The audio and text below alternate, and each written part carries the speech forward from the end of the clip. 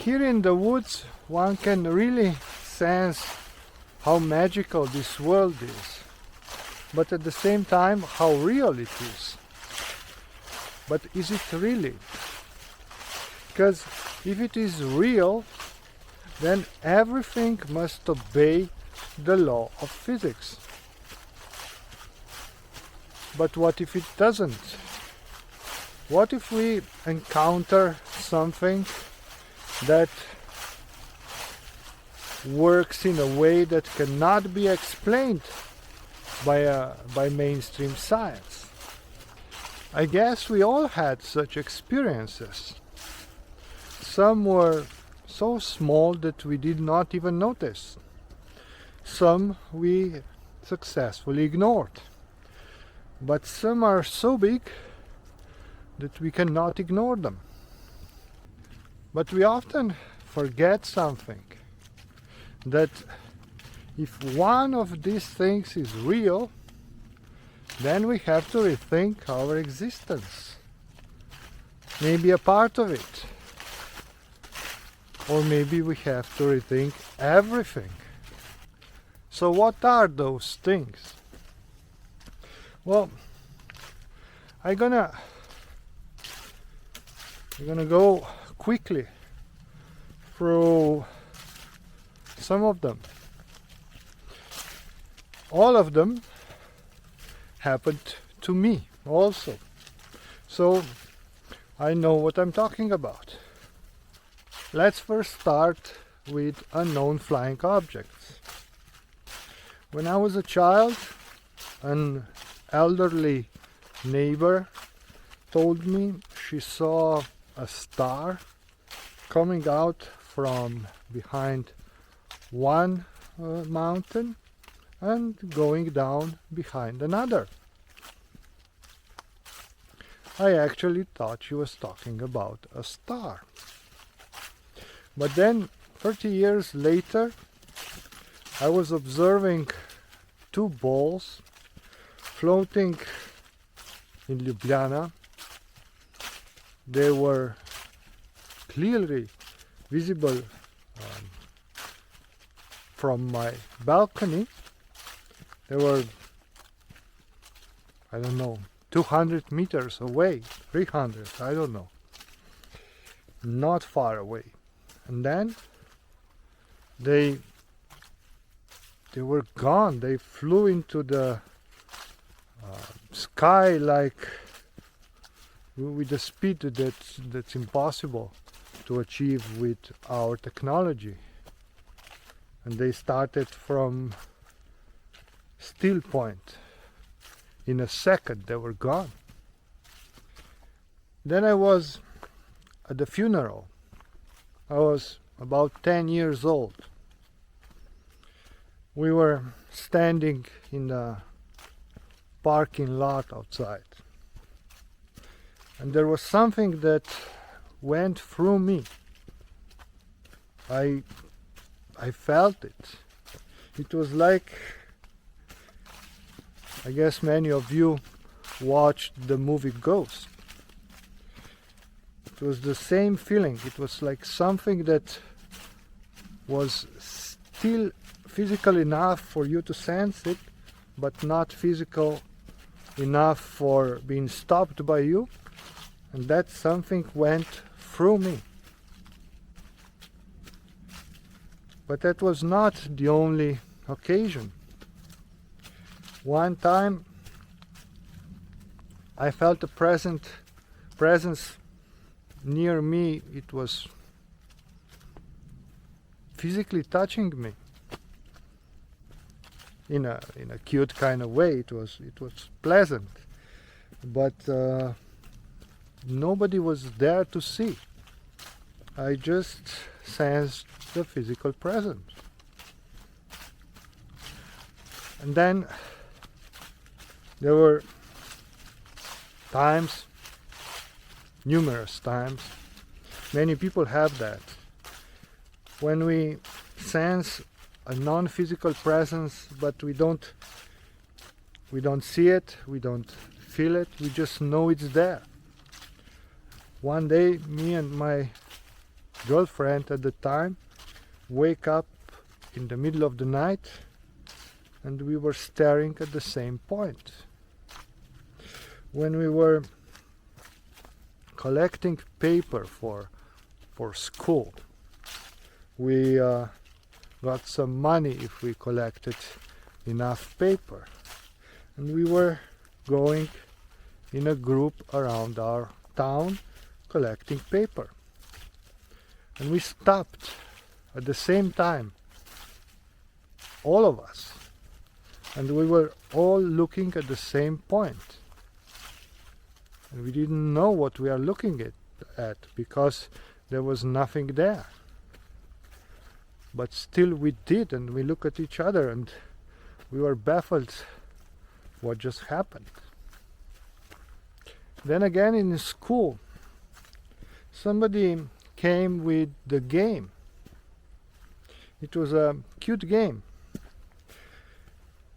We got a chair, somebody seated on that chair, and four of us tried to lift him up. We could do that because we were strong enough, but he was quite heavy. But then we put our hands above his head, all of us, and after that we could pull him up with each of us with just one finger. He was light like a feather. When I was in my late teens and early 20s, numerous times, but really numerous times, I woke up in the morning or in the middle of the night and I could not move. It was impossible for me to physically move, and sometimes it took just a few minutes, and sometimes it took quite a long time before I was able to move again. In those times I felt like I have to cover myself. I did not know why. And in those times, when I was exactly 20, I was on a ship. I was working on a ship, and I had my own cabin. And each night when I went to bed, I knew I have to cover myself with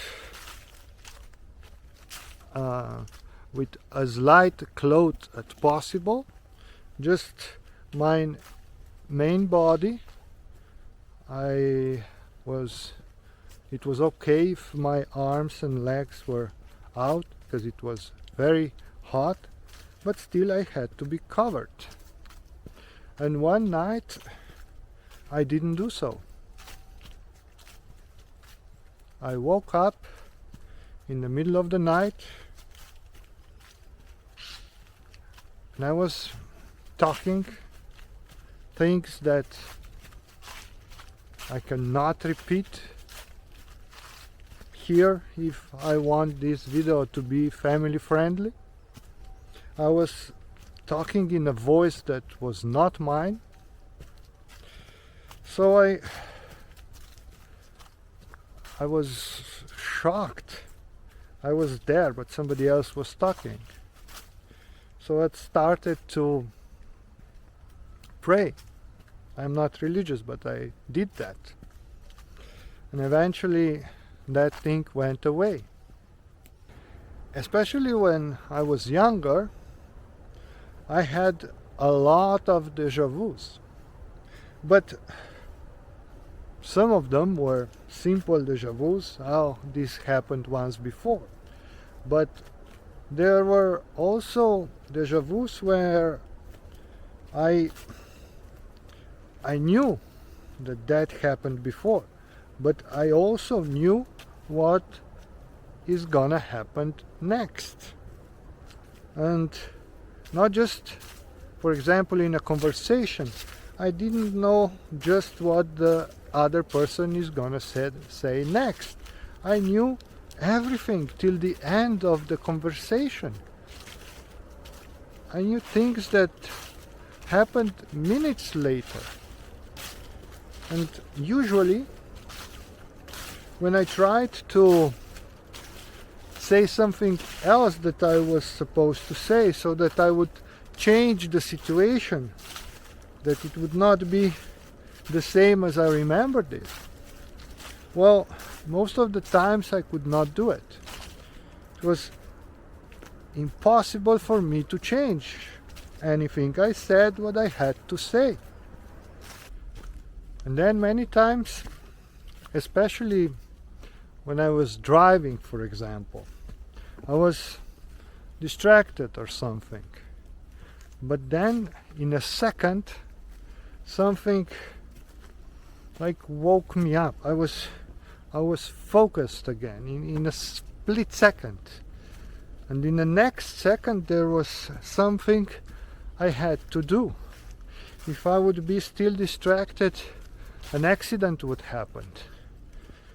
But it did not, because something shook me up to focus again. And then one day, when I was little more than 30 years old, I was sitting with my friend in a bar having a beer, and suddenly I was not there anymore. I was standing in front of a house, a wooden house. I was standing on a large porch, and I understood who I was. I understood that I was a slave owner, and I was in love with one of my slaves, and I had a child with her, and I didn't want to have anything to do with that child, not because I didn't love him, but because it was not proper. I was a slave owner and she was a slave. And in the next moment, I was again at the bar. And I said to my friend, you know, now I understand. Now I know why certain people mean to me so much in this life, even though they shouldn't, or better, there is no real reason why they should, at least not why they should mean to me so much. But now I know. And all these things happened to me before the real things started to happen. Because even though there were a lot of things happening, none of them was important enough to shook me up in the right way. None of those things managed to really wake me up. But today I will not talk about what happened after that.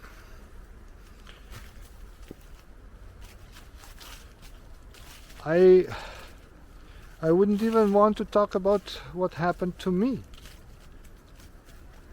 But what happened to me is something I've experienced, so I can talk about. But in reality, I'm also interested in what happened to you. Because many things happen to a lot of people.